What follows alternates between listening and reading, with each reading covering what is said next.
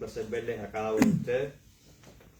Dios es bueno y es todopoderoso, ¿verdad? Merece nuestra gloria, nuestra alabanza, nuestra adoración. Sabemos que la clase tal vez traiga algunas preguntas, algunos comentarios. Tal vez nos dé un tiempo al final para tener más preguntas y respuestas, quizás. Pero usted guarde sus preguntas y sus respuestas, no tema a participar. Esto es una parte muy importante de la clase. Así que oremos y pedamos al Señor que nos ayude. Vamos a orar por aquellos hermanos que están enfermos. Que el Señor se glorifique en sus vidas. Hermano Jairo, nos ayuda a orar. Amado Padre, que tú estás en los cielos, Señor, venimos ante ti, Señor, ante tu presencia para aprender más de tu palabra, a poder defender, Señor, con paciencia y con mansedumbre tu palabra, Padre. Ayúdanos a absorber como una esponja todo lo que debatamos aquí, Señor, y que sea para tu honra, Señor. Ayúdanos a capacitarnos, Padre, para poder guiarnos a nosotros y guiar a otros también, Señor, a tu caminar. Ayúdanos, Padre. Te pido que seas con mi pastor, Padre, que tú le des las palabras indicadas, Señor, y prepara nuestras mentes y nuestros corazones para que esa palabra haga impacto en nosotros, Señor, y se escribe en nuestras mentes y en nuestro corazón, Padre, para llevarla donde vayamos, Padre. Te pido en el nombre de Jesús por aquellos que vienen en camino, Señor, que los cuides, que no les pase nada, Padre, y te pido que sea tu Espíritu Santo enseñándonos, Señor, y convenciéndonos a nosotros, en el nombre de Jesús. Amén. Amén. Gracias, hermano. Estamos estudiando la batalla espiritual, la guerra espiritual que concierne a cada uno de nosotros. Todos somos parte de esa batalla espiritual. De manera especial aquellos que hemos conocido al Señor Jesucristo. Somos disidentes del reino de las tinieblas, éramos del reino de las tinieblas como todos los demás, pero al creer en el Señor Jesucristo hemos sido arrancados del reino de las tinieblas y trasladados al reino del Hijo de Dios. Por lo tanto, somos un blanco del enemigo. Entonces todos somos parte de esa batalla, concierne a todos.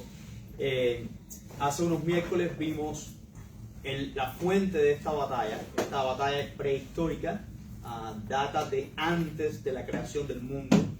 En realidad es una batalla prehistórica, pero que toda la raza humana cayó víctima del ataque de Satanás y de sus propios pecados, ¿verdad? No podemos culpar a Satanás solamente por el pecado, sino que el ser humano, Eva y Adán también fueron culpables del pecado, y ese pecado se ha transmitido a la raza humana y está en todos nosotros, nos ha afectado a todos nosotros, a todas las personas, en todas las culturas, en todos los momentos de la historia. Creo que es importante que hablemos sobre el enemigo. El miércoles pasado comenzamos a hablar sobre la naturaleza de ese enemigo, quién es ese enemigo, cómo es él. No podemos llegar a conclusiones basadas en lo que pintan los caricaturistas, sino que nuestras conclusiones tienen que ser basadas en lo que dice la palabra de Dios. ¿Y cómo presenta la palabra de Dios al diablo? ¿Cómo presenta ese enemigo? Bueno, en Juan capítulo 8, verso 44, el Señor Jesucristo dijo a religiosos que tenían los mismos deseos del enemigo y que estaban siendo guiados por él. Le dijo: vosotros sois de vuestro padre el diablo, y los deseos de vuestro padre queréis hacer. Él ha sido homicida desde el principio y no ha permanecido en la verdad, porque no hay verdad en él. Cuando habla mentira, de lo suyo habla, porque es mentiroso y padre de mentira. Quiere decir, esto nos habla mucho sobre la identidad del enemigo de nuestras almas. Nos dice que Satanás es una persona en cierta forma, porque dice que estas personas tienen los mismos deseos de vuestro padre, el diablo. Entonces, el diablo tiene deseos, el diablo tiene voluntad, el diablo tiene mente, el diablo tiene estrategias para cada uno de nosotros, un ser inteligente. Pero aquí dice que es homicida desde el principio y que no hay verdad en él. Hay tres frases que nos hablan sobre esto. Dice: no ha permanecido en la verdad. Es decir, él fue creado en la verdad, él fue creado conociendo la verdad, él fue creado como un ángel de luz para la gloria de Dios, como todo el resto de la creación, pero con libre albedrío, y él decidió rebelarse contra Dios, ¿verdad? Y en esa rebelión, si estamos interpretando correctamente el libro de Apocalipsis, él se lleva la tercera parte de los ángeles con él en esa rebelión. los confunde, ¿verdad? No hay verdad en él. Por mucho que tú busques en el diablo, no hay verdad en él. Es por eso que nosotros no podemos estar discutiendo con el diablo, ¿no? No podemos estar debatiendo con el diablo porque en realidad no hay verdad en él. Y también, si el diablo dice algo, no sabemos si el diablo está diciendo la verdad o no, porque no somos Dios para saber todas las cosas. Ustedes han visto que hay personas que en la batalla espiritual o en una lucha espiritual o un enfrentamiento con el enemigo, porque en realidad el enemigo es mentiroso, ¿okay? No todas las cosas. Para hacer una pregunta y saber si el diablo está mintiendo o no. Nosotros no tenemos esa capacidad. El diablo es mentiroso. No hay verdad en él. Hay cero verdad en él. No hay verdad en él. Él es mentiroso y él es el padre de mentira. Él es la fuente, digamos, de la mentira. El originador, quien da origen, si esa palabra existe, a la mentira. Entonces, él es mentiroso y padre de mentira, es la primera, de la que hemos hablado, no la primera que se menciona, pero es la más larga para nosotros explicar y por eso la pusimos de primera. Y la segunda es que él es homicida desde el principio.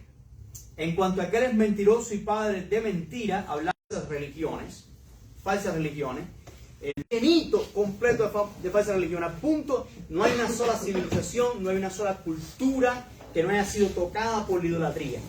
En cualquier lugar del mundo donde usted se detenga, ahí va a haber idolatría, ¿no? Pero también, vamos a Colosenses capítulo 2, verso 8.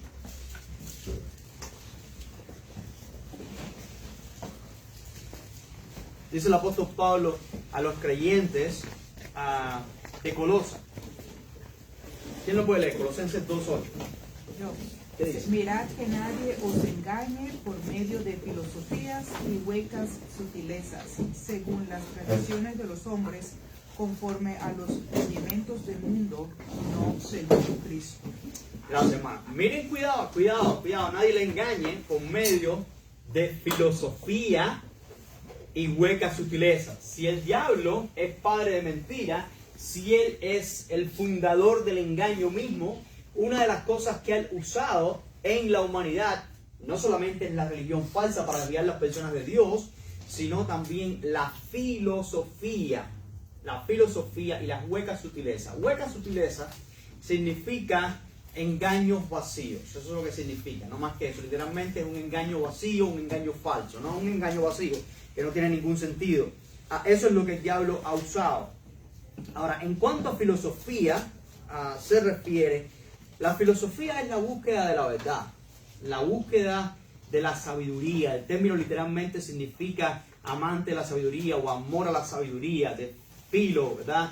De amor, amante, amador. Y sofía es sabiduría en griego. Entonces, filosofía es el filósofo es aquel que busca entender y conocer la verdad, aquel que ama la sabiduría y busca la sabiduría. Ahora, cuando el apóstol nos dice que tengamos cuidado con estas filosofías, ¿no? ¿A qué estaban expuestos los colosenses para que él dijera eso? ¿Qué peligro había en Colosa en ese momento? Bueno, dice el tópico léxico que la vida grecorromana estaba saturada de escuelas rivales, platónicos, estoicos, epicúreos, cínicos, eso es un tipo de una corriente filosófica, pitagóricos, cada uno con visiones del mundo integrales. La filosofía no era mera especulación abstracta, moldeaba la ética, el deber cívico y la práctica religiosa. En Asia Menor, en esta región de Asia Menor, estas corrientes se mezclaron fácilmente con las tradiciones judías, los cultos mistéricos y las tendencias gnósticas emergentes, creando una atmósfera sincrética a la que estuvo expuesta la joven iglesia de Colosa. Quiere decir que todas estas filosofías rondaban en el ambiente, todas estas formas de pensar estaban rondando en el ambiente, y el apóstol aclara a los colosenses, ustedes no se confundan con esto, ¿okay? Tengan mucho cuidado, eran algunas muy peligrosas. Había ateísmo, obviamente el ateísmo es una de las filosofías más viejas, más antiguas, de las que habla la Biblia. Podemos buscar el Salmo 53.1. El Salmo 53.1. Si alguno de ustedes lo puede leer. El Salmo 53.1. Dice el necio en su corazón, no hay Dios. Se han corrompido e hicieron abominable maldad. No hay quien haga bien. Gracias, hermano. Dice el necio en su corazón. ¿Qué es lo que dice el necio en su corazón? No hay Dios. No hay Dios. Esto no es nuevo, ¿no? No es nuevo encontrar a una persona que no conozca de Dios. Es decir, no es nuevo encontrar a una persona que no crea que Dios existe. Eso no es nuevo. Dice el necio en su corazón no hay Dios. Eso no es nada nuevo, eso es muy viejo. Pero es una necedad, ¿no? Eso había allí en Colosas, obviamente. También estaba eso allí. Habían epicúreos, como los hay en el día de hoy con otro nombre, pero son esa gente que creen en el placer, que el placer es lo más importante, que lo que debe regir nuestras vidas es el placer. Que en otras palabras, los epicúreos de hoy son aquellos que te dicen, si hay algo que te gusta hacer y tú lo disfrutas con los huesos, hazlo, no importa lo que diga la demás gente. Eso es el epicureanismo, ¿verdad? O epicurismo, como usted lo diga. Es lo mismo, es el hedonismo. Hay diferentes nombres, pero es más o menos la misma forma. Te encuentran los estoicos. Los estoicos eran aquellos que hablaban de una moralidad, ¿ya? Debemos seguir una moralidad, pero no te hablan de Dios. Es decir, vamos a ser morales, vamos a obtener el bien y la satisfacción en la vida por medio de hacer cosas buenas moralmente, pero no te hablan de salvación, porque esas cosas no traen salvación, ¿no? Todo eso ajeno a Dios. Hay muchos moralistas en el día de hoy, ¿verdad? Muchas personas que dicen y que predican cierta moralidad, pero en realidad no conocen a Dios. Estas palabras están en la Biblia. De hecho, cuando usted recuerda cuando el apóstol Pablo va a predicar a Atenas, ahí habían esta gente, ahí habían epicúreos y habían estoicos, las dos escuelas en conflicto. Entonces, todo esto estaba rodeando a las iglesias del primer siglo, estaban rodeando a Colosas y muchísimas más que estaban surgiendo. Y contra todas ellas, el apóstol decía que había que cuidarse, porque eran peligrosas. El problema de la filosofía no es que tú ames el saber, no es que tú ames la sabiduría. El problema de la filosofía humana está en que ellos buscan la sabiduría por medio del entendimiento propio, del razonamiento humano. Y no se puede llegar a la sabiduría verdadera por medio del entendimiento humano, porque la verdadera sabiduría la da Dios, y la verdadera sabiduría comienza con el temor de Jehová. Dice Proverbios capítulo 1, versículo 7. Entonces no es por el conocimiento humano, sino por lo que Dios te revela a través de su palabra. La sabiduría busca la verdad, pero no la busca en las páginas sagradas de la Biblia. Trata de buscar la verdad donde piense, ¿no? Entonces ahí tú buscas diferentes filósofos que pensaron. Unos pensaron que la verdad estaba allí, otros que la verdad estaba allá, y otros que la verdad estaba bajo los zapatos. Pero en realidad la única verdad, lo que tenemos como la verdad, es la palabra de Dios. Y es la persona de Cristo que dijo: yo soy el camino, la verdad y la vida. Entonces, nosotros también estamos expuestos a filosofía. Imagínense la convergencia que tenemos en el día de hoy de innumerables filosofías de todo el mundo, ya no solamente esa de una región, sino de todo el mundo. Estamos rodeados completamente de filosofía de todas partes, filosofías de Asia, filosofía de Europa, filosofía de cuanto lugar hay en el mundo. Están todas aquí. Y nuestros jóvenes están expuestos a esas filosofías y están ejerciendo su influencia sobre nuestras mentes. Ese verso de Colosenses capítulo 2, verso 8, debe amplificarse mucho más en estos tiempos. ¿Por qué? Porque nosotros estamos expuestos a 1000 veces más de lo que estuvieron expuestos aquellos creyentes en Colosas, ¿no? Y es algo que tenemos que darnos cuenta. ¿Qué otra filosofía usted ha escuchado por ahí que existen en el día de hoy que pueden ser un peligro? Humanismo. El humanismo. ¿Por qué el humanismo es peligroso? Pues el humanismo pone al hombre como el centro del universo, como lo más importante del universo, y de ahí se desprenden diferentes cosas.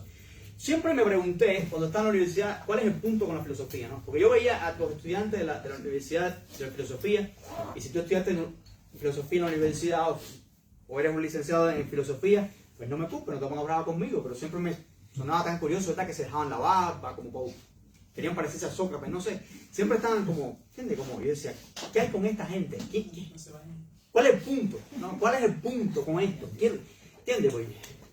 ¿Cuál es el punto? Y después yo entendí que el problema de la filosofía es tan importante porque lo que tú piensas es lo que tú vas a hacer en la vida. Entonces, una sociedad es guiada por medio de su filosofía.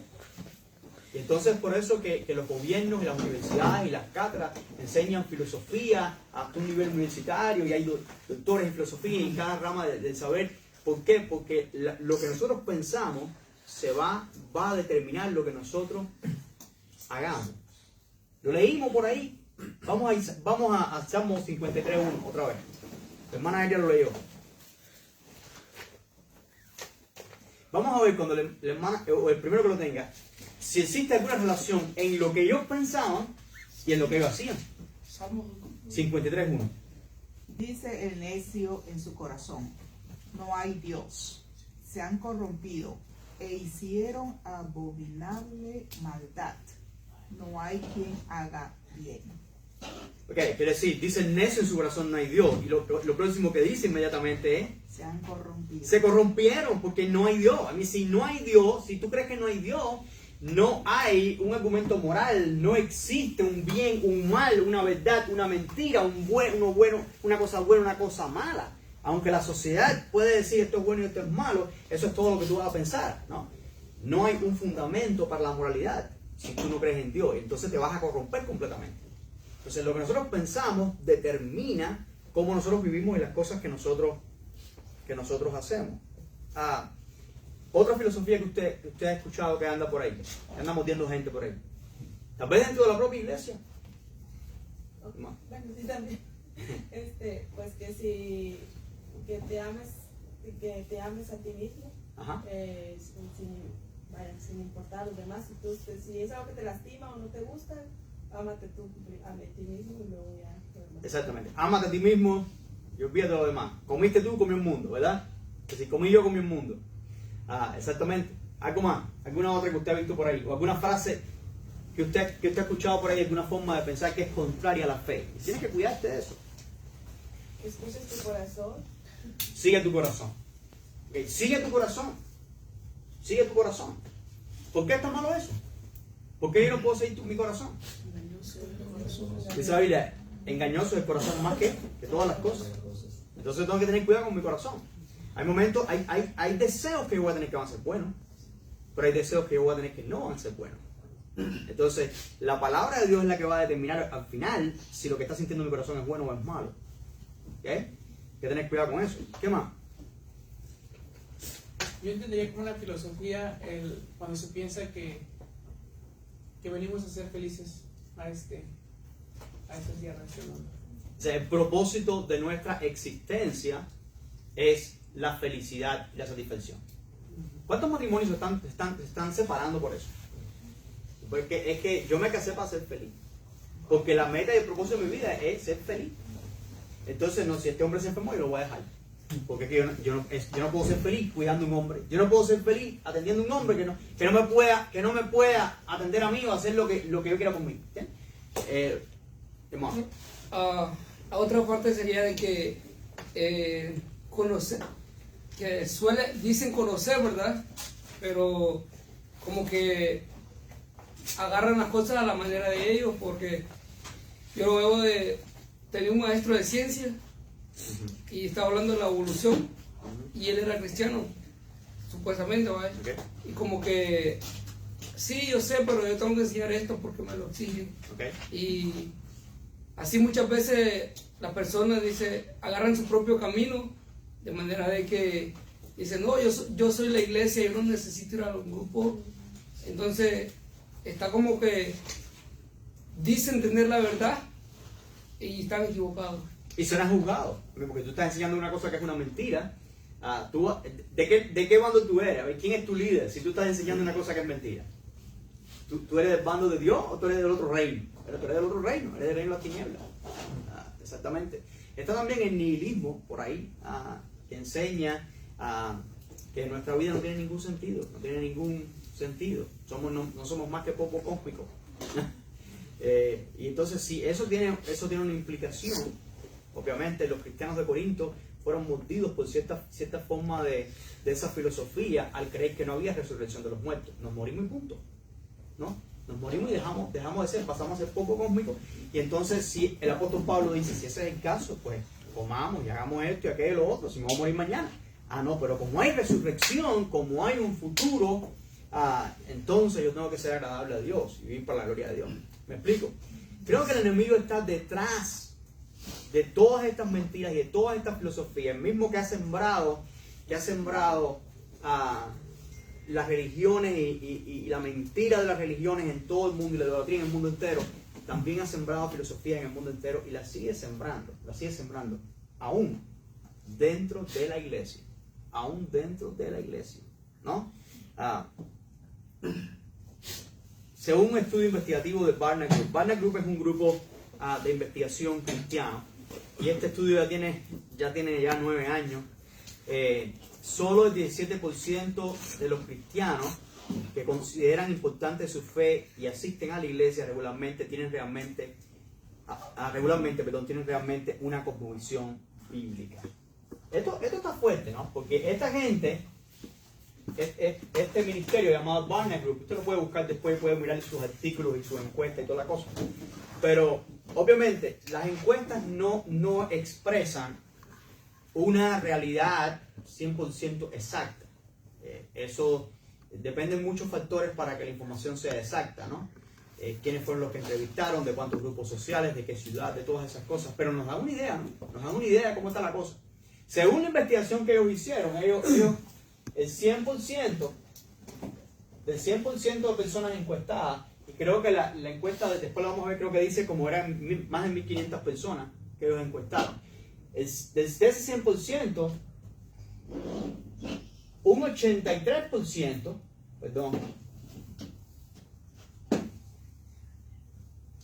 este 100% de los que dijeron que eran cristianos, que iban a la iglesia regularmente, este 100% de los que dijeron somos cristianos, vamos a la iglesia regularmente, creemos en Dios, cumplen con estas características de ser cristianos, ¿verdad? Bueno, el 83% de ellos no tenía una cosmovisión cristiana. Y solamente un 17% tenía una cosmovisión cristiana. ¿Qué cosa es una cosmovisión cristiana? Cosmovisión es los lentes con los que yo miro el mundo.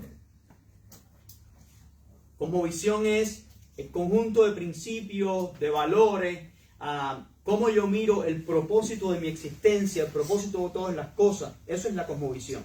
Todas las personas que estamos aquí tenemos una cosmovisión. Tenemos una visión del mundo, ¿no? Es los lentes con los que yo miro el mundo. Hay una cosmovisión cristiana que es basada en la palabra de Dios. Yo miro el mundo con los lentes de Dios. Yo soy creación de Dios. Yo soy creado para la gloria de Dios. Dios tiene un plan para mi vida. Yo no soy poco cósmico, ¿verdad? Dios tiene un plan para mi vida. Dios envió a su Hijo a morir por mí. Si yo creo en su Hijo, tengo vida eterna. Eso es una cosmovisión. Dios quiere que yo sea como su Hijo, ¿verdad? Eso es una cosmovisión cristiana. Pero de aquellos 100, de aquellos 1.500 o más de 1.500 que dijeron que ellos eran cristianos, solamente 17. Imagínate una iglesia de 100 personas y que solamente 17 personas de esas tengan verdaderamente un punto de vista bíblico. El resto no. ¿Creen ustedes que el diablo está engañando o no? Yo creo que está engañando. Yo creo que está engañando aún dentro de la iglesia, ¿verdad? Quiere decir que eso es encuestado. El 61% coincide con las ideas arraigadas en la nueva espiritualidad, en la nueva era. Después vamos a ver algunas de esas ideas de la nueva espiritualidad. El 54% se identifica con perspectivas postmodernistas, ¿verdad? Ya sea con hacer yoga, ya sea con cualquier tipo, con humanismo, todas esas son posturas postmodernistas. El 36% acepta ideas asociadas con el marxismo. El 29% cree en ideas basadas en el secularismo.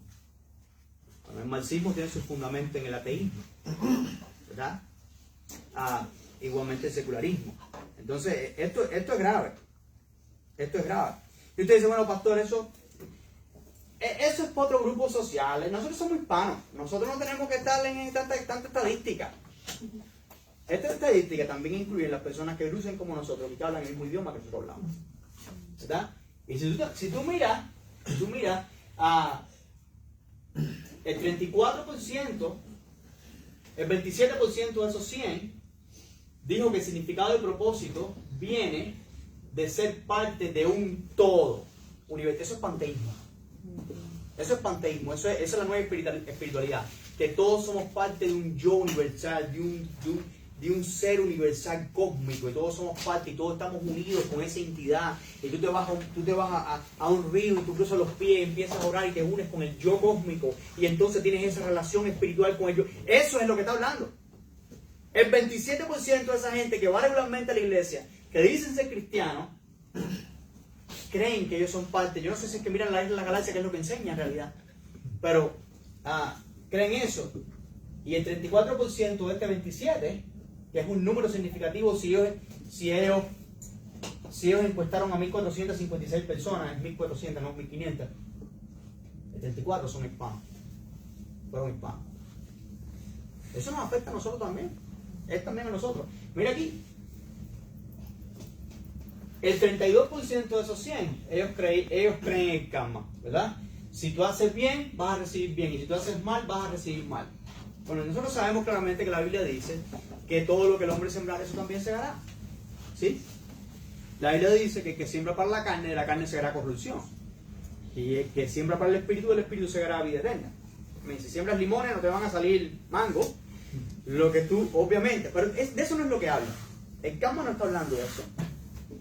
El karma está hablando que por tus obras, si la cantidad de obras que tú haces buena sobrepasa la cantidad de obras malas que tú haces, entonces tú eres salvo. Salvación por obra. Pero hay un problema con esto, ¿no? Si tú haces bien, vas a recibir el bien. Y si tú haces mal, vas a recibir el mal. ¿Y una persona con cáncer? Es porque hizo mal, ¿no? ¿Y una persona que tiene un accidente? Es porque hizo mal, ¿no? Según esa filosofía. ¿De dónde sacan eso? Esa es la forma era la forma de pensar de los fariseos. ¿Verdad? Eso es contrario completamente a la Biblia. Pero mire, el 42% de ese grupo grande, de estos 83% de encuestados, dijo que ellos creen en eso. Pero fíjense, noten una cosa, fíjense cómo la sociedad nos afecta. Como la sociedad nos afecta. No sé si ustedes han notado que, mira, de esos encuestados, la mayoría que pensaron esto viven en la ciudad. Y la minoría vive en el campo. ¿Verdad? Porque en la ciudad tú estás expuesto a otros tipos de filosofía, a otro tipo de ambiente, a otro tipo de gente. Es más cosmopolita, ¿no? Vamos a ver en cuanto al secularismo. Aquí los hispanos ganamos. El significado y el propósito viene de trabajar duro, ganar lo más que tú puedas para que puedas sacarle mayor provecho a la vida. Los hispanos ganamos en eso, porque los hispanos tenemos fama de muy trabajadores. Y eso es bueno, ser muy trabajador es bueno. Pero el propósito en la vida no es el dinero que ganamos. El propósito en la vida no es cuánto trabajo nosotros hagamos.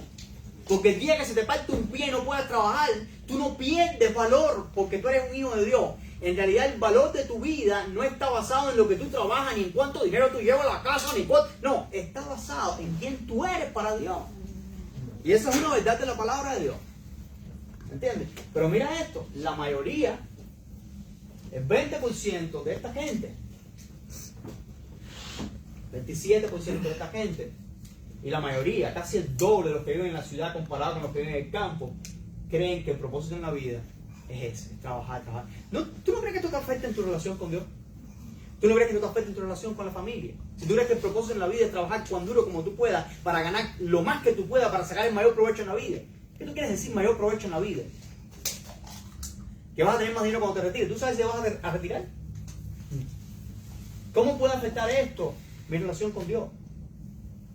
Pues si yo creo que lo más importante es eso, pues yo no voy a tener tiempo por ahí. Si el domingo me pagan overtime, yo voy el domingo a trabajar. Yo no voy a la iglesia el domingo. Hermano. Como comentario, pastor, recuerdo que el domingo, pues en la predicación comentaba que normalmente en los países donde pues es difícil congregarse, donde ya tienen problemas o donde son más de bajos recursos, las iglesias se llenan. Y aquí que pues gracias a Dios lo tiene uno todo, un lugar con acondicionado y todo, pues hay muchas iglesias vacías. O se nos hace fácil faltar, a veces por búsqueda de pues del dinero, y como la estadística que dice. Exactamente. Y eso en realidad son mentiras que nosotros creemos, ¿verdad? Y ninguno de los que estamos aquí estamos al centro de estas mentiras, ¿no? Podemos ser confundidos con estas cosas. No estamos enseñando esto para criticar. El propósito de Barna Group no es criticar, es encontrar las tendencias que están pasando en la iglesia para buscar una solución a las tendencias que están pasando en la iglesia. Este trabajo es bueno, este no es un trabajo malo, ¿no? Esto demuestra que el peligro real de ser engañado por filosofías y huecas sutilezas del enemigo es algo real y del cual todos debemos cuidarnos, ¿no? ¿Cómo lo hacemos? Pues meditando en la palabra de Dios, leyendo la palabra de Dios, estudiando la palabra de Dios. Mira, yo no puedo, sería gastar el tiempo de ustedes, de todos ustedes, si yo traigo una lista de todas las filosofías que yo pudiera encontrar, ¿verdad? Estaríamos horas y horas y horas. Hay miles de filosofías que afectan todo en la sociedad, miles de formas de pensar, cada persona es un mundo, piensa diferente, ¿verdad? Pero lo que tenemos que aprender es la verdad. Para que cada vez que salga una forma de pensar de algún lugar, nosotros sepamos cómo responder a ella. En primer lugar en nuestra vida, no es para responder a la persona que la está diciendo, pero cómo yo aplico eso a mi propia vida. Eso es lo más importante. Un cristiano no puede ser defensor de una filosofía mundana, ¿no? Porque estas filosofías son mentiras. Ni un portador de la mentira de Satanás. Si alguien debe poner la verdad en el mundo, es el cristiano que tiene la verdad. A nosotros Dios nos va a pedir cuenta por la verdad que tenemos. Por la Biblia que tenemos por verla casi no leemos. Ha estado siempre allí.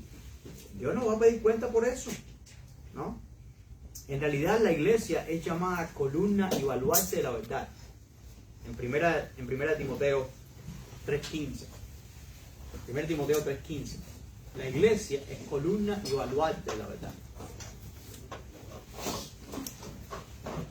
La iglesia tiene que levantar la verdad y exponer la verdad en medio de un mundo de tinieblas. Si tú llevas esto a un dibujo, tal vez la foto más clara sería un faro. La iglesia es como un faro, ¿verdad? Porque en medio de un mundo de oscuridad, en medio de un mundo de mentira y un mundo de confusión, la iglesia se levanta como un estandarte, como un pedestal, donde está la palabra de Dios, que es la lámpara a mis pies. Eso es la iglesia. Y los cristianos que conformamos la iglesia, tenemos la verdad de Dios en las páginas de la Biblia. Muchas de las filosofías y las falsas religiones son popularizadas por medio de símbolos, de caricaturas, de logotipos. Y estos emblemas de Satanás y su reino están llenando el mundo y han llenado el mundo.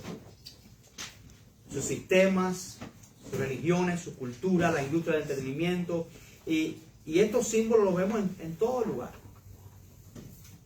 Yo sé que nos podemos ir del tema bien fácil y pudiéramos alargarnos muchísimo. Pero hay muchos símbolos diabólicos. Y el cristiano tiene que vivir de tal manera que represente al reino de Dios y no al reino de las tinieblas. Existen símbolos diabólicos. Existen símbolos satánicos.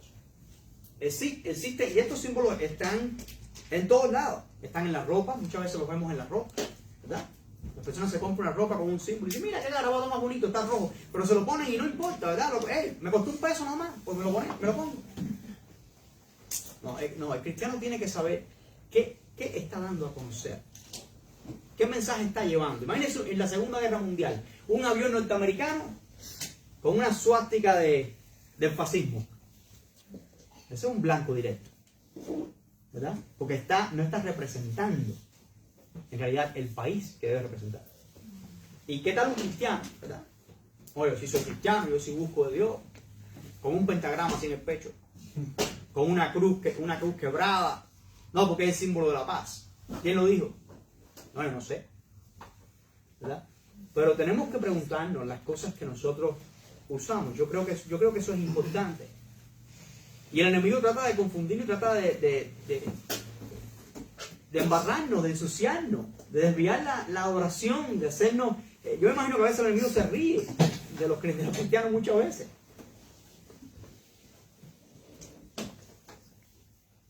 A través de las joyas, las pulseras iónicas, ¿verdad?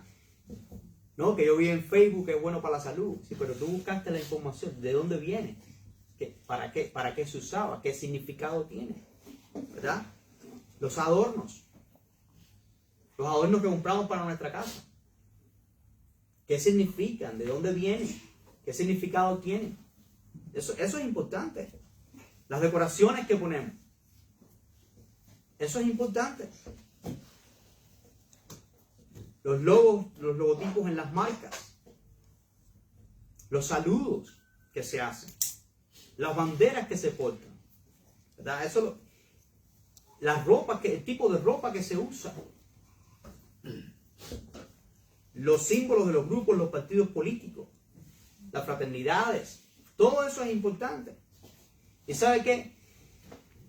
Hace tiempo se está investigando y el número 1 de influencia sobre la cosmovisión de un hijo es sus padres. Si el diablo ha llenado el mundo, sus sistemas de educación, sus sistemas de todo, de este tipo de cosas, de estas mentiras, de estas filosofías, y se están inyectando a sus hijos, ¿quiénes son encargados de pelear por sus hijos? ¿El pastor? ¿Quién le toca? ¿El maestro de la escuela dominical? Que los ve 40 minutos aquí o 20 minutos. De esos 40 minutos, 20 minutos son de enseñanza. Y tal vez el niño no se grabó ni una sola palabra en todo el tiempo que estuvo aquí. No, eso le toca en realidad a los padres. Nos toca a nosotros hablar de cosas más profundas, de que cómo te fue en la escuela, comiste o no comiste, a dónde vas mañana. Nos toca tener con nuestros hijos conversaciones más profundas, a fondo, conversaciones que llegan hasta el worldview, hasta la cosmovisión de ellos. ¿Cuál es la cosmovisión de ellos? Eso es importante. Entonces tenemos que preguntarnos. No podemos ser tan ignorantes, ¿verdad? En cuanto a las palabras que usan nuestros hijos, en cuanto a las cosas que usan. Creo que es muy importante que nos preguntemos. Hay práctica, hermano, hay cristianos creyendo en el horóscopo. Y el horóscopo es una práctica que es condenada en la Biblia desde el Antiguo Testamento. Eso viene de los babilonios.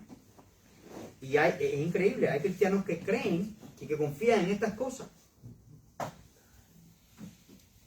Como cristianos tenemos que partir de conocer nuestra identidad en Cristo. Vamos a Juan capítulo 1, versos 9 al 13.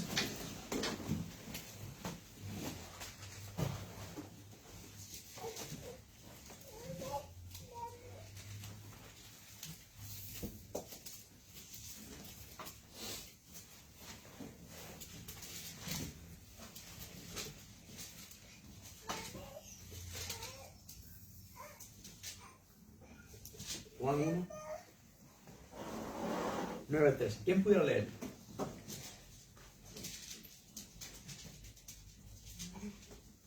Amén. Aquella luz verdadera que alumbra a todo hombre venía a este mundo. En el mundo estaba y el mundo por él fue hecho, pero el mundo no le conoció. A los suyos vino y a los suyos no le recibieron. Mas a todos los que le recibieron, a los que creen en su nombre, les dio potestad de ser hechos hijos de Dios, los cuales no son engendrados de sangre, ni de voluntad de carne, ni de voluntad de varón, sino de Dios. Gracias, hermano. Según este pasaje que leyó nuestra hermana, ¿quiénes somos en Cristo? ¿Quiénes somos? Si hemos creído y recibido al Señor Jesús, ¿qué somos? Somos hijos de Dios. ¿Y qué significa que seamos hijos de Dios? Si Cristo es Si Cristo es aquella luz verdadera que vino, nosotros somos representantes de esa luz. Tenemos que ser luz también, ¿no?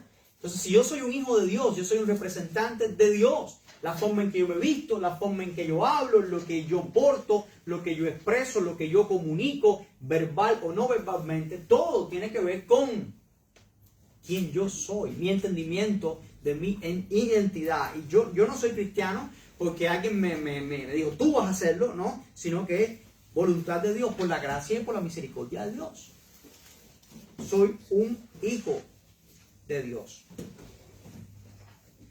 El enemigo no solo ha llenado al mundo de mentiras, sino que también sus engaños han llegado a la iglesia a través de los siglos, ¿no? Aquí viene la batalla contra la iglesia. La primera batalla es la falsa doctrina.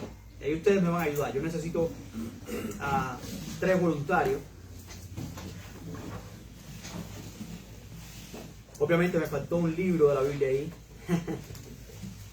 No me faltó ninguno. No me faltó ninguno. Primera de Timoteo 1, 3 al 7, Tito 1, 15 al 16 y que se extienda hasta el 2, 1 y Judas 1, 3. Yo tengo primera de Timoteo. ¿Qué dice, hermano? 1 del 3 al 7. Como te rogué que te quedases en Efeso cuando fui a Macedonia para que mandases a algunos que no enseñen diferente doctrina, ni presenten atención a fábulas y genealogías interminables, que se acarrean disputas más bien que edificación de Dios, que es por fe, así te encargo ahora. Pues el propósito de este mandamiento es el amor nacido de corazón limpio y de buena conciencia y de fe no fingida, de las cuales cosas, desviándose algunos, se apartaron a vana palabra de Dios, queriendo ser doctores de la ley sin entender ni lo que hablan ni lo que afirman. Gracias, hermano. Hay personas que se han desviado de la fe verdadera, ¿verdad? Sabemos que Satanás está detrás de esto. Él quiere confundir la verdad. Y aquellas personas que no le ha llegado a la verdad los confunden para que nunca lleguen a conocer la verdad. Y hay algunos que, conociendo la verdad, son arrastrados de esa verdad, son confundidos de esa verdad. Esto se llama apostasía. Apostasía. Ahí está un ejemplo de ella. Ahora, si pasamos la página, o unas páginas, llegamos a Tito, capítulo 1, versos 15 al 16. ¿Quién no puede? Dice, todas las cosas son puras para los puros, mas para los corrompidos e incrédulos nada le es puro, pues hasta su mente y su conciencia están corrompidas. Profesan conocer a Dios, pero con los hechos lo niegan, siendo abominables y rebeldes, reprobados en cuanto a toda buena obra. Gracias, hermana. Para que hay un contraste en el capítulo 2, verso 1. ¿Qué dice, hermana Elia, si puede? Capítulo 2, verso 1 de Tito. Pero tú habla lo que está de acuerdo con la santa doctrina. Gracias. Hay personas que dicen que creen en Dios, pero en realidad no viven según la voluntad de Dios. Oye, ¿tenía razón Pablo o no? Él no vio esta estadística, pero él sabía mucho, ¿verdad?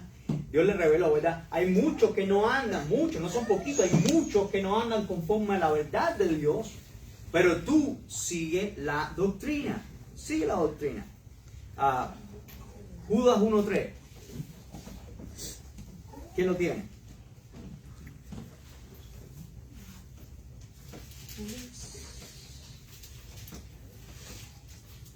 Amados, por la gran solicitud que tenía de escribiros acerca de nuestra común salvación, y ha sido necesario escribiros exhortándoos que contendáis ardientemente por la fe que ha sido una vez dada a los santos.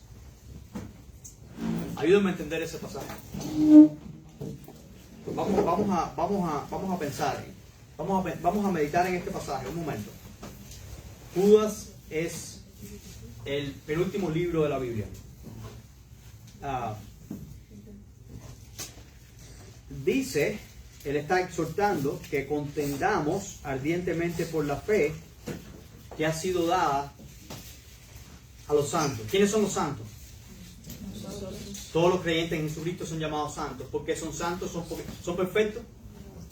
¿Por qué somos santos? Apartados. Somos apartados para Dios. Cristo murió por nosotros. Cristo nos santificó, ¿verdad? A morir en nuestro lugar por nosotros. Nos presenta santos y sin mancha delante del Padre. Todos los creyentes son llamados santos. Y esa fe, esa verdad que nos ha sido dada como santos, hay que cuidarla. Hay que guardar esa fe. Con temor y temblor, dice el apóstol Pablo. Y hay que, dice, según Judas, dice que hay que contender ardientemente por esa fe. ¿Qué significa contender ardientemente por esa fe? Hay momentos en los cuales nosotros vamos a tener que decir, eso no está bien, eso no es así. ¿Verdad? En la sociedad en la que nosotros vivimos, lo que a nosotros se nos enseña es: tú no puedes discutir de religión, tú no puedes hablar de esos temas, tú no puedes. Pero hay momentos en los cuales vamos a tener que contender por nuestra fe. Hay que defender la fe.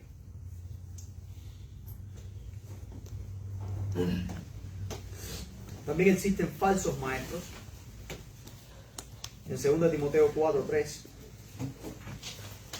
si alguien lo puede leer, y 2 de Pedro 2:1 al 3. Fíjate, no solamente hay una falsa doctrina, sino que esta falsa doctrina llega a través de alguien que la enseña. Unos falsos maestros. Estos falsos maestros llegan a todos lados. ¿Okay? No piensen que es en la iglesia. Yo recuerdo falsos maestros llegando al seminario. Falsos maestros llegando al seminario a enseñar falsa doctrina en un seminario. ¿Usted se imagina eso? Esos falsos maestros están en todos lados. También se levantan en la iglesia. ¿Quién lo puede leer? Amén. Porque vendrá tiempo cuando no sufrirán la sana doctrina, sino que teniendo comezón de oír, se amontonarán maestros conforme a sus propias concupiscencias. Ahí está. Se amontonarán como moscas. Como moscas. ¿Verdad? Según sus propias concupiscencias. Y esos maestros, al enseñar esas cosas, están enseñando cosas que a la gente le gusta escuchar. Gente que tiene cosas que tienen que ver con lo que la sociedad piensa. Y entonces gente de esa sociedad llena esas iglesias y escucha esos falsos maestros. Y aplaude a esos falsos maestros y sigue esos falsos maestros, aunque esos maestros lo están haciendo por amor al dinero. ¿Qué dice el otro pasaje? 2 de Pedro 2:1 al 3. Pero hubo también falsos profetas entre el pueblo, como habrá entre vosotros falsos maestros, que introducirán instrumentalmente herejías destructoras, y aún negarán al Señor que los rescató, atrayendo sobre sí mismos destrucción repentina. Y muchos seguirán sus disoluciones, por causa de las cuales el camino de la verdad será blasfemado. Y por avaricia harán mercadería de vosotros con palabras fingidas. Sobre los tales ya de largo tiempo la condenación no se tarda, y su perdición no se duerme. Gracias, hermana. Esa gente hará mercadería de almas. Esa gente estarán buscando almas para hacer negocio. Estarán buscando almas para ellos enriquecerse, ¿no? Pero en realidad son falsos maestros. Lo que están enseñando no es de acuerdo a la verdad. ¿Quién manda a esta gente? ¿Quién está detrás de esto? ¿Quién está mandando a esta gente? El diablo está mandando a esta gente. Fíjate, ¿cuál es el resultado de esos falsos maestros? Es que la palabra de Dios es desacreditada, la iglesia es desacreditada. No fue lo que leyó la hermana en otras palabras, ¿verdad? La gente al ver estos falsos maestros dice: no, es que la iglesia es falsa, ¿verdad? O mira, ¿cómo voy a creer en la iglesia? Bueno, no, creen en el Señor Jesucristo. ¿Verdad? Creen en el Señor Jesucristo. Pero hay falsos maestros que el diablo está usando para desacreditar. ¿Sabe que yo creo que la población, uno de los grupos más grandes para alcanzar en la ciudad donde nosotros vivimos, son cristianos que están apartados, cristianos que están aquí, y no solamente aquí, sino que no van ni a la iglesia, no están ni aquí, perdón.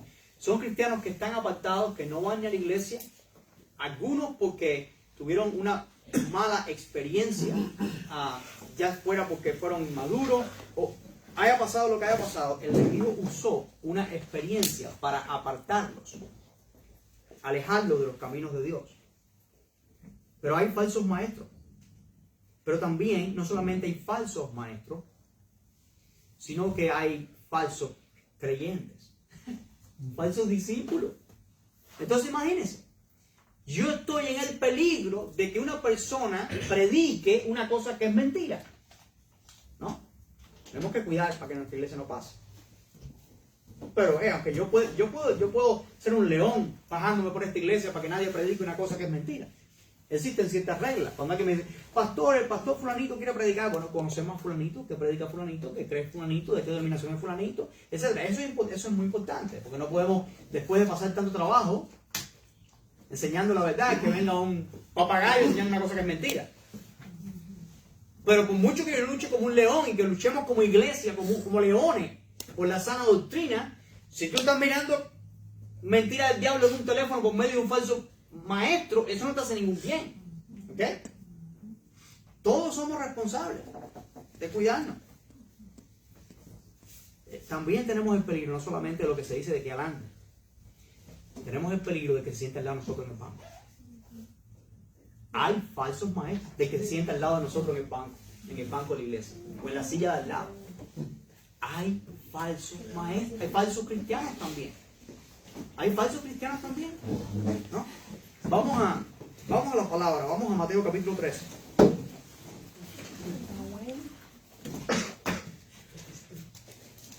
Mateo capítulo 13. Verso 24 al 30.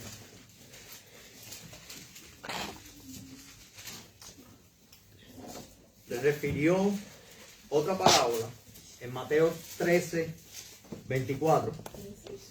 Mateo 13, 24. Dice que le refirió otra parábola diciendo, el reino de los cielos, ¿qué es el reino de los cielos? El reino de Dios. No está hablando del mundo. Estas parábolas son verdades sobre el reino de Dios, ¿verdad? Y la iglesia es parte de ese reino.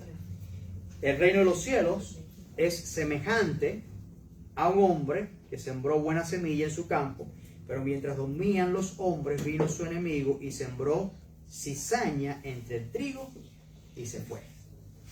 Y cuando salió la hierba y dio fruto, entonces apareció también la cizaña. Y vinieron entonces los siervos del padre de familia y le dijeron, Señor, ¿no sembraste buena semilla en tu campo? ¿De dónde pues tienes cizaña?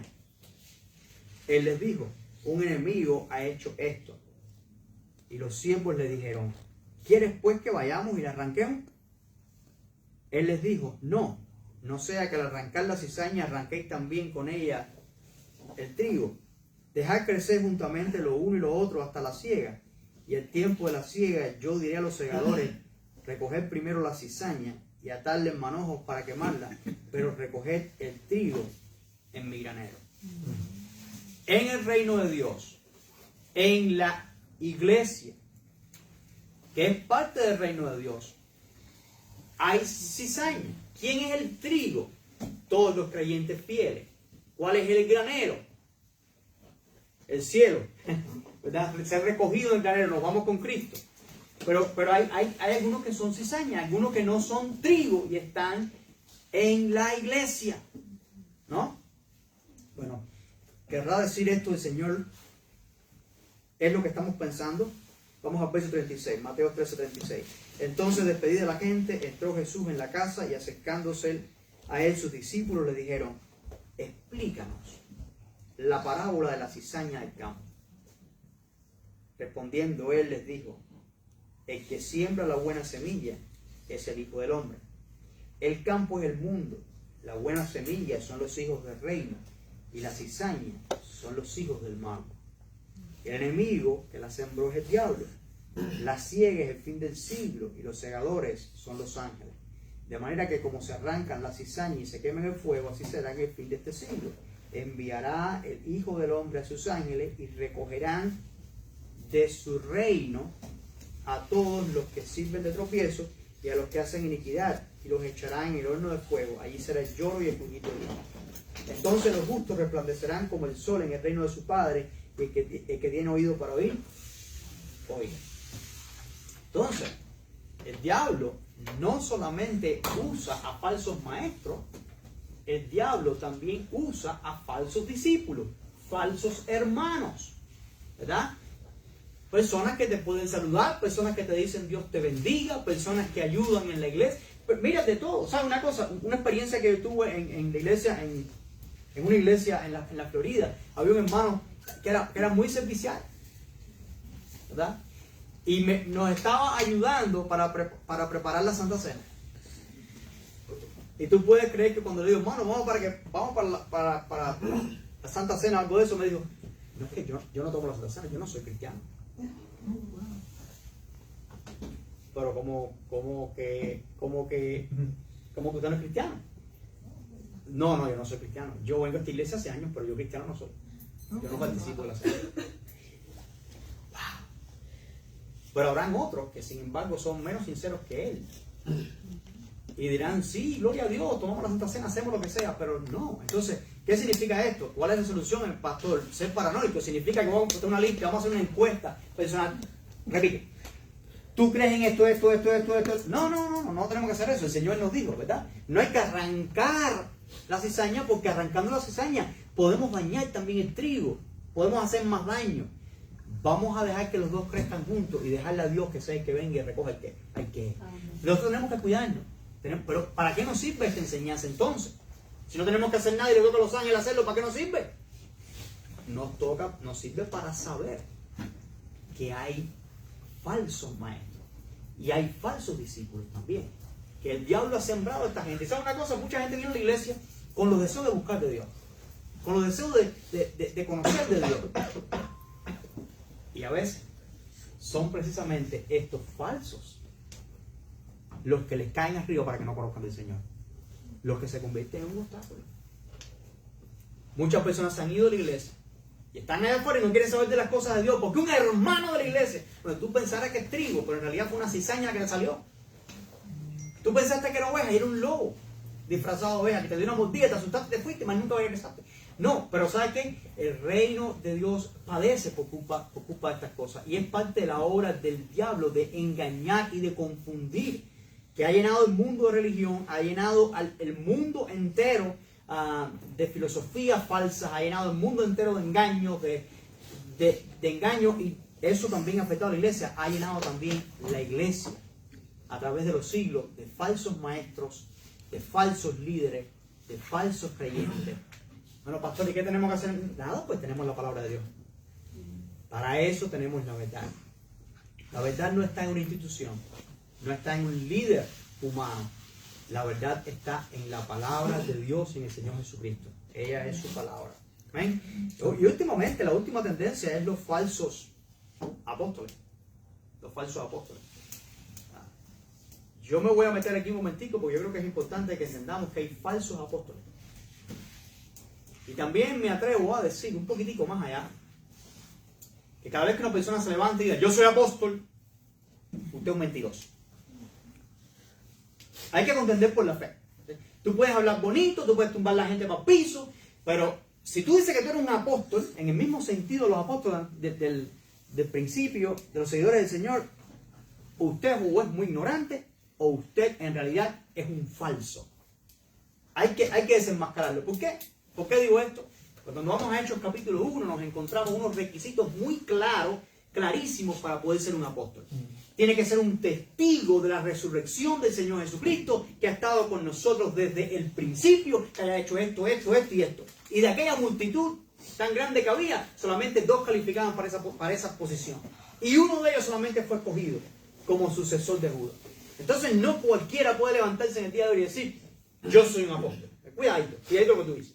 El apóstol Pablo fue el último apóstol. Él dice que él es un abortivo. ¿Qué significa abortivo? Fuera de tiempo. Porque él no era de aquellos 12, él tampoco era de aquel grupo.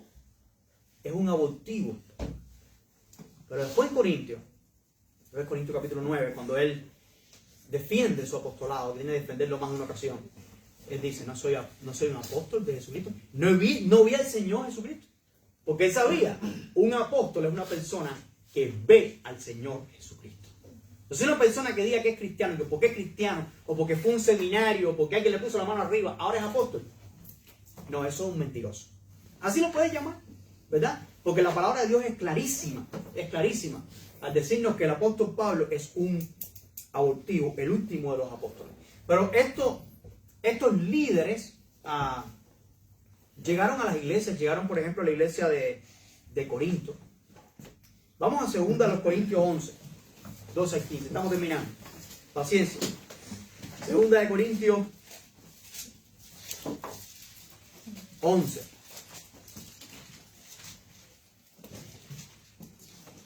(12 al 15).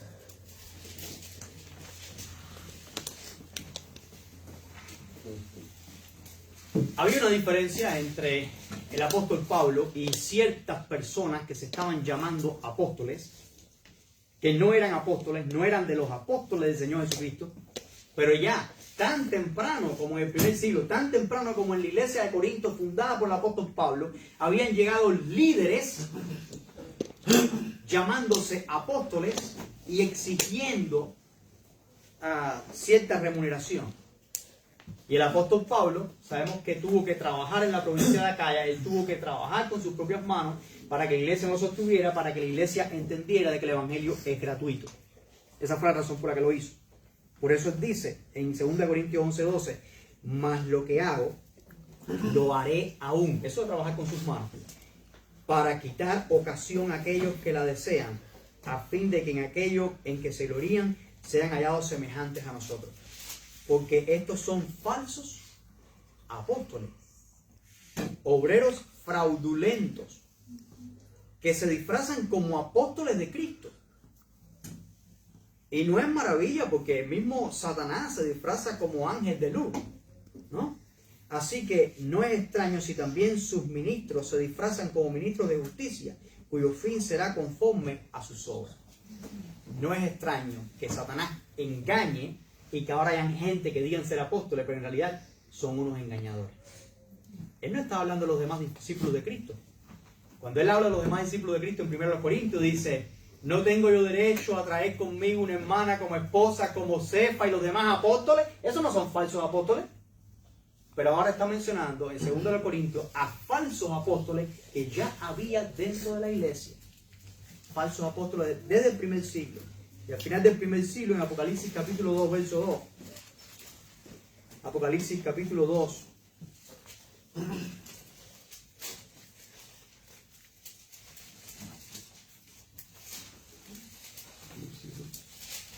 Apocalipsis 2:2. Cuando la iglesia de Éfeso es felicitada: yo conozco tus obras y tu arduo trabajo y paciencia, que no puedes soportar a los malos y has probado a los que se dicen ser apóstoles y no lo son, y los has hallado mentirosos.